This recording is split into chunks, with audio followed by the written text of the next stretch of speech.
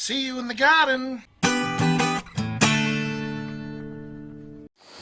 Well, back for another video.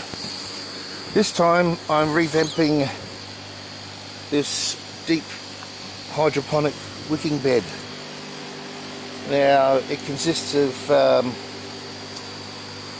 perlite and hydroponically buffered cocoa peat. It's cocoa core actually. Now basically, just give you a quick rundown, it gets fed by this drum. When you can see there, it's pretty much empty now. Well, it is pretty much empty, and comes down through this hose, and I've been getting it to feed through a float valve that can go, and it just gravity feeds down into the bottom there. But this float valve is pretty much useless, and of course the whole bed is lined with a pond liner, and thus the cover on it, so if it rains really badly, I mean really heavily, I close the cover. Where are we? This camera keeps going where it wants to. The gimbal. Anyway, so I've got to dig it up, and I'm going to put two different float valves in this time. Ones I've just made up, and put them about, well, probably, you know, a quarter in on each end, and that way it should feed the whole bed a lot better than before. I ended up having to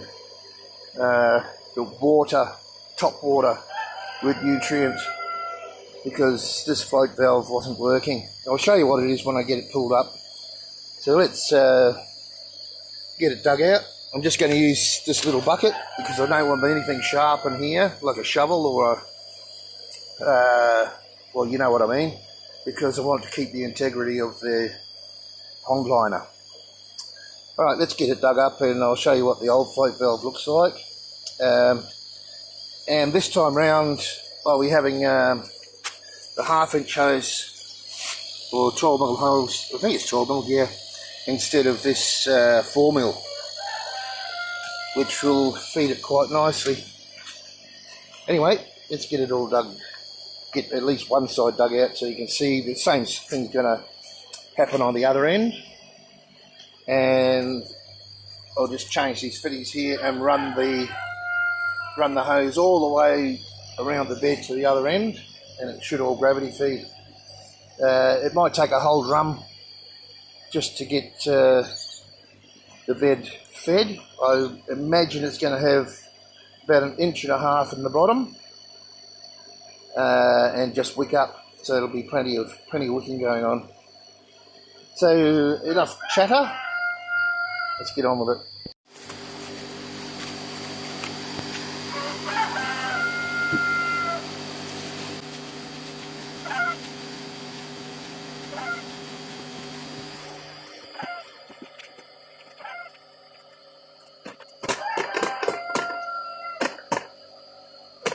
So I've got the old float valve out, and I've just had it in this, basically a strainer bag to keep any debris out, and it hasn't done a fantastic job.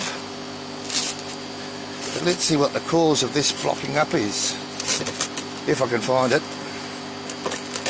So just had it in an ice cream container. What's going on there? Just with a rough old job with some holes at the bottom. But I don't think this is... Yeah, see, it's got its own protection as well. But... sorry, you probably can't see. Let's go up where I can have a look at it in more detail and get a better shot. Alright, let's open it up. That's the bottom.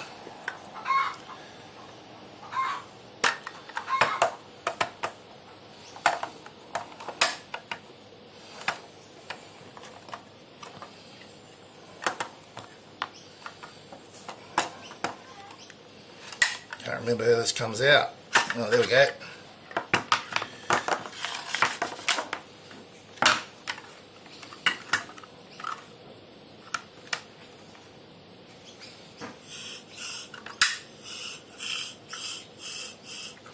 Now it seems to be working. I don't know what went wrong with it, but there's nothing in it. Anyway, I'm going to replace it with, let me show you what these are.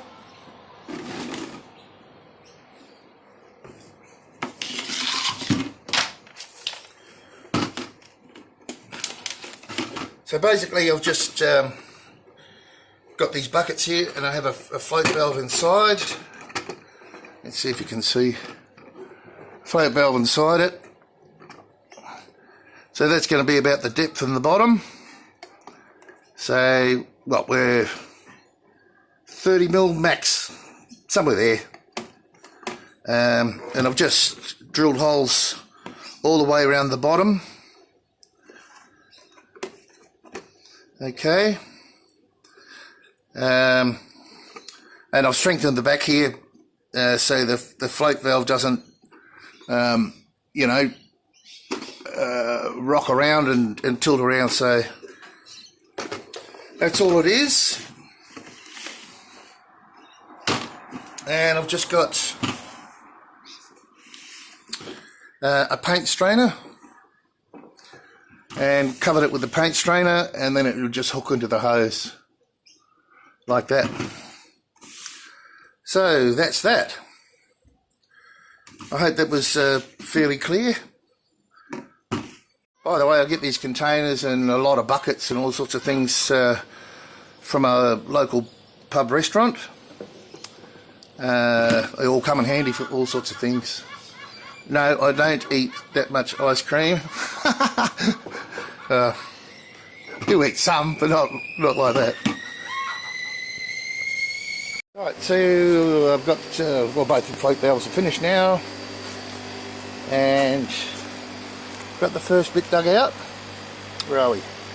And you can see the pond liner down in there. Alright, so we just put our float valve the right way up, the holes are at the bottom, and I reckon that's about the right spot. Run our hose from the back there, up through this little notch where the lid comes down on, and into this three-way here. I'll put a tap on there as well, so I can disconnect this bit here. If anything goes wrong, I can just use a watering can and fill it up from here, and have a spot where I can disconnect the hose and fill a watering can. So, and all I have to do then is repeat that on the other end. Over there, backfill it. What I'll do first is see how the float valve works, and go from there.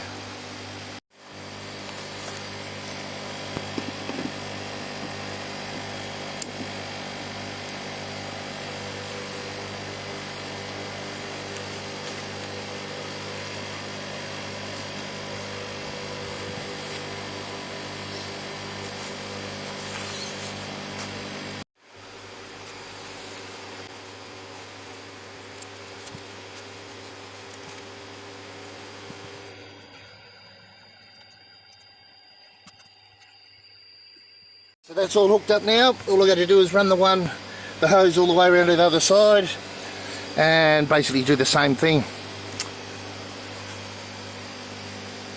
Righto, I'll get that done. I'm just going to backfill that, and let's do a bit of a test run on the float valve first. Let's see how that goes. Should be fine.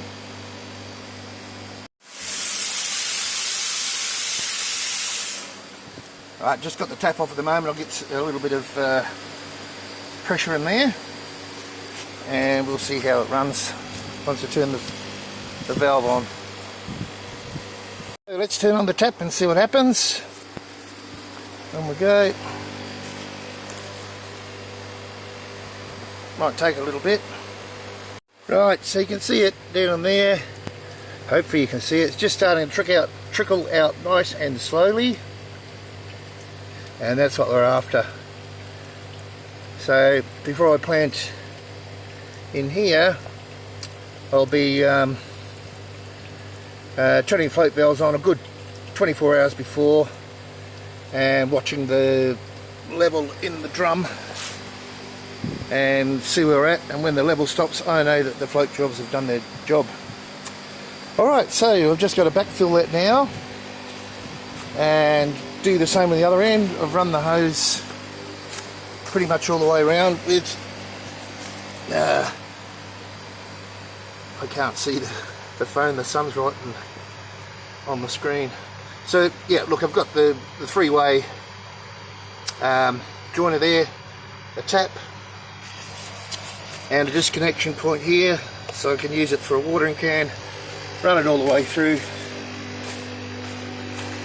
And I've just got round the corner here, another elbow, and once I get the other float valve in, I'll just cut the hose to length, put the joiner on and join them together, and we should be all ready. Okay,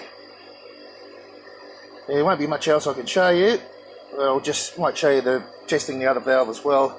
Pretty simple stuff now, just showing you the concept, I guess, of how this deep wicking system works. It really did well with the onions. I'm very pleased with it.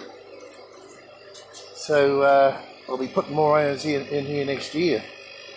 Yeah, I know what you're saying, never plant onions in the same place twice, but this is actually hydroponics. Okay guys, back later. Right folks, well there it is, all finished.